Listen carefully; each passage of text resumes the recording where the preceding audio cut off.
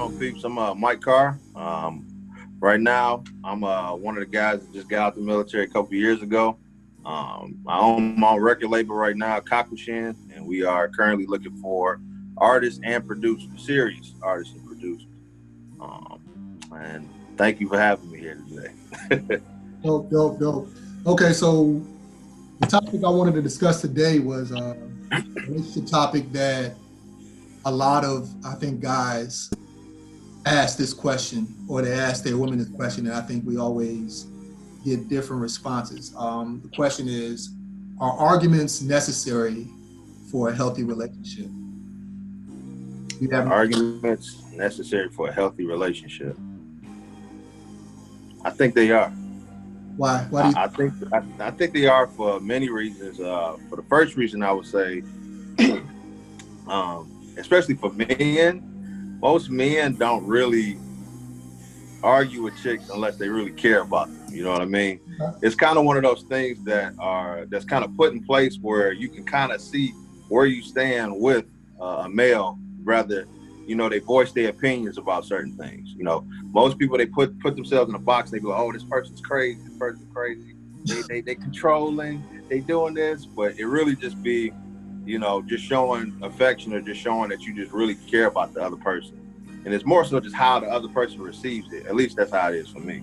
Especially with my relationship, I'm the one that argues all the time. I'm the one. I'm the one that started all the arguments. I'm like, what is this? Blah blah blah. Oh, I said this. And this is that.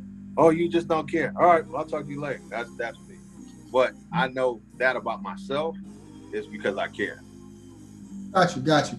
So to go off of that, why do you think we measure emotions or how much we care through arguments?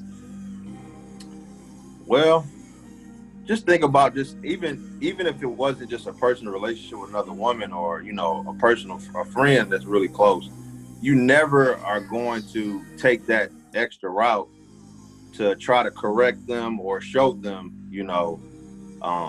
the right way, or not to say it's a right way or wrong way, but I don't understand it myself. It's just a way that we just show that we care. Because if it's a stranger on the street that's walking around with their pants hanging off their butt or something, or just looking crazy, we see it with homeless people. We see it with people that's doing drugs and stuff. You walk past these people all the time because you just really genuinely don't care.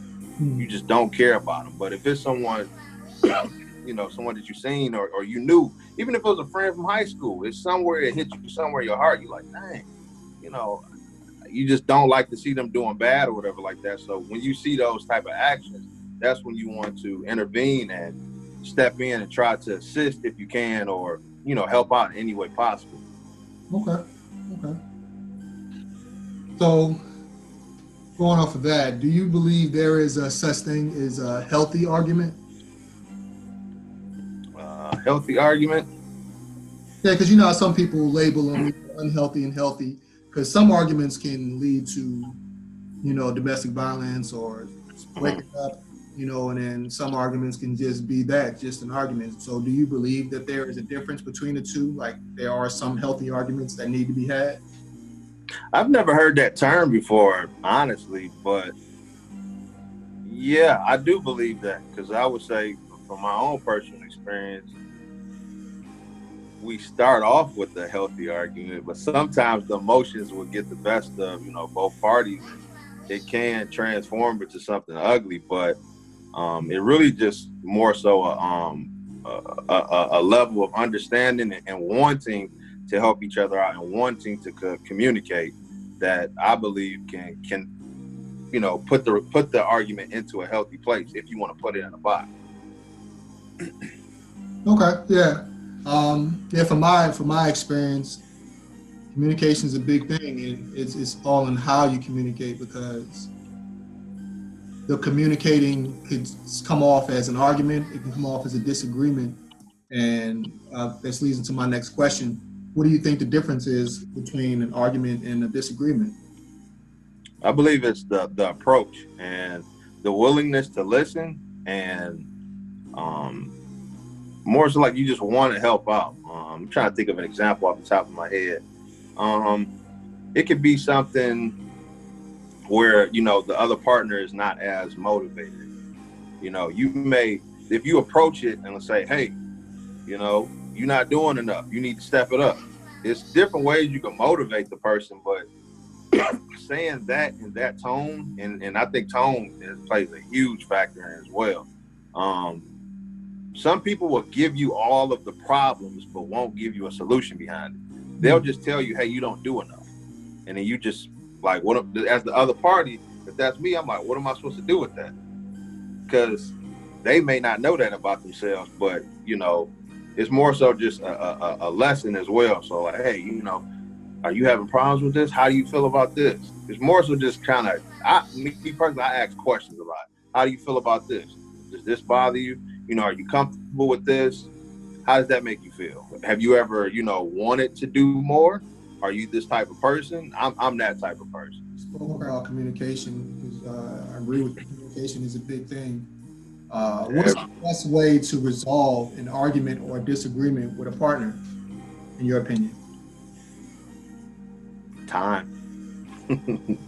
It's time. As much as you want, you know, to prove your point, or, you know, however much you want to show the other person your side of your perspective. I learned that from the military. Like, that battle station, I think that battle station went over a lot of people's heads, but that was like, from the beginning, you know, they teach you how, you know, a message is received. You know, you tell someone this, but it's not the other party's responsibility to receive it the way that you did it. You know what I mean? So you could tell them, hey, this is what it is, blah, blah, this is how I feel. And they might just say, I don't care. This is how I feel. And then you just sitting there at a wall. So what do you do when both of you guys are just sitting there at a wall? You both love each other, but y'all both just can't seem to get on the other side of the fence. You can't do anything. As much as you want to, it just accept it, you know, agree to disagree. And, you know, it all depends, you know, rather how, with the degree of the issue, if it's something, you know, both parties are willing to look past and move on for the better of their relationship, or if they just like, you know what, that's a breaking point. You know what I mean? It can go in a lot of different ways. I like that one though. Well said. I like that one. Oh, well, thank you. You believe it's better to speak about a problem that bothers you or keep it to yourself for the betterment of the relationship?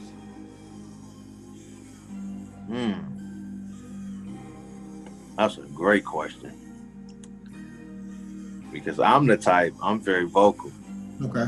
I'm very vocal. To me, I think you should be vocal about it.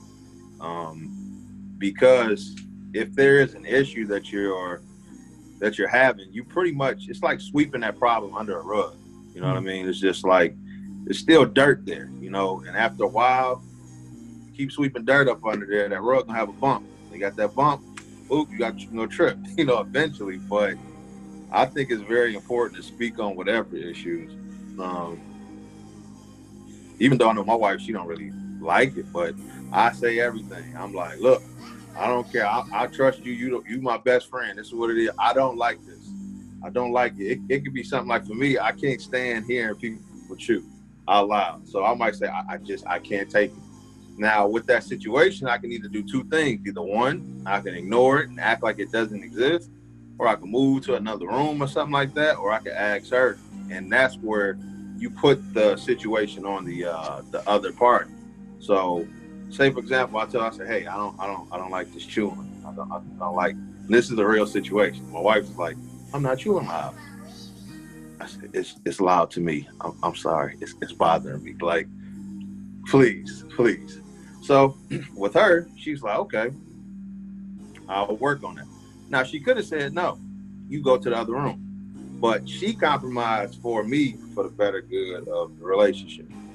And that's really what comes out, just as far as the sacrifices for each thing. Is like, what are you willing to, you know, keep going with, or are you just like, I'm not willing to do that for you. I'm going to keep smacking because it makes the food taste better, or whatever. Whatever people say. Yeah, I mean, it's crazy because little things like that tell you a lot about your partner. Like them willing to compromise shows that they're willing to make it work. One, and two is it shows that they actually see themselves building or growing with you, because if you're not planning on sticking around, you don't try to make any adjustments to who you are or how you approach the relationship. And I used to be that person who didn't voice things that I had issues with for that particular reason. One, I didn't see myself sticking around, so I didn't care enough.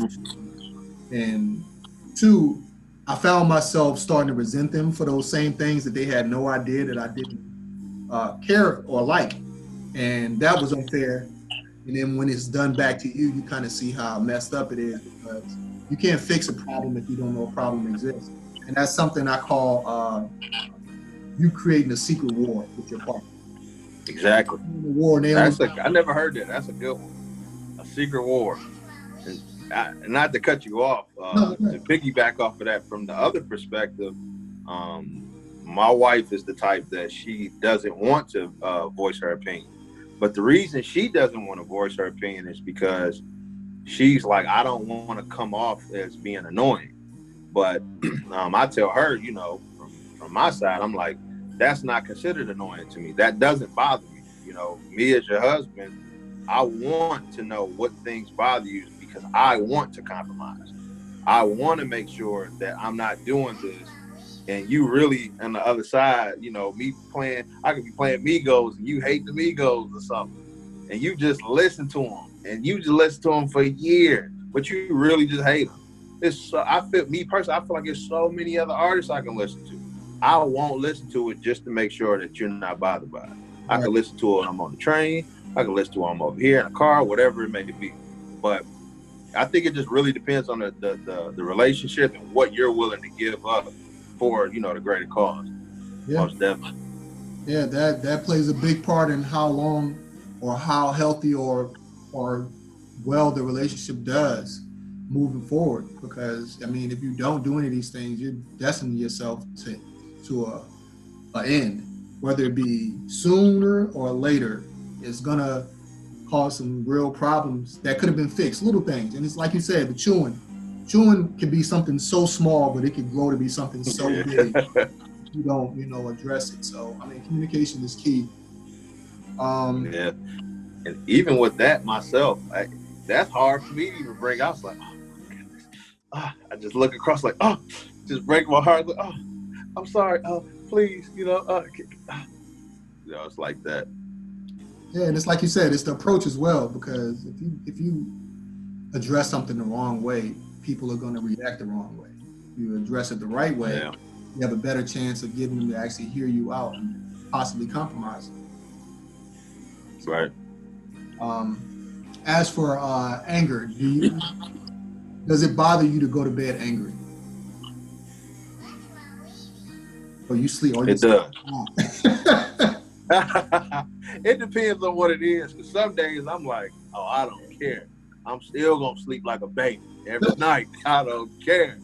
Yep, it's whatever. But majority of the times, I personally rather talk about it. You know, to even see if the problem can get fixed. If it can't, then hey, that's just what it is. You're gonna have to go to bed with a headache. That's it. You're not gonna get no sleep tonight. But you know, I heard Drake say it in this interview. He was talking about his 40s mom. He calls it a 72-hour rule. So even when he deals with emotion from other rappers and stuff like that, he gives himself 72 hours before he reacts on it. And even from hearing that, I kind of applied that, but I wouldn't say 72 hours. I never put a time limit on it. So, you know, I'm gonna just let a couple days go by, see how I feel about it, and then I'll address it eventually.